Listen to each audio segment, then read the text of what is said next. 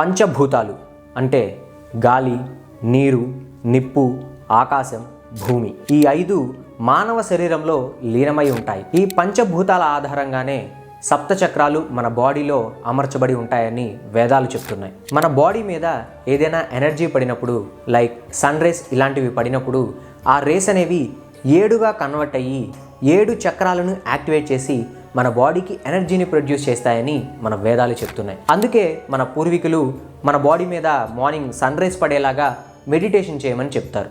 అలానే డాక్టర్స్ కూడా early morning మన బాడీ మీద సన్ రైజ్ పడితే ఆ రోజంతా మనం హెల్దీగా ఉంటామని చెప్తారు. ఆ 7 గ్లాండ్సే ఆ 7 చక్రాలు. ఈ సైన్స్ కన్నా మన పూర్వీకులు ఎప్పుడో గ్రంథాల రూపంలో వాటిని రాసి పెట్టారు. ఇప్పుడున్న ఈ సైన్స్ కన్నా మన పూర్వీకుల గ్రంథాలు, ధర్మాలు, శాస్త్రాలు చాలా గొప్పవి, చాలా అడ్వాన్స్డ్ కూడా. ఇప్పుడు మనం ఆ 7 చక్రాలు, 7 గ్లాండ్స్ గురించి మాట్లాడుకుందాం.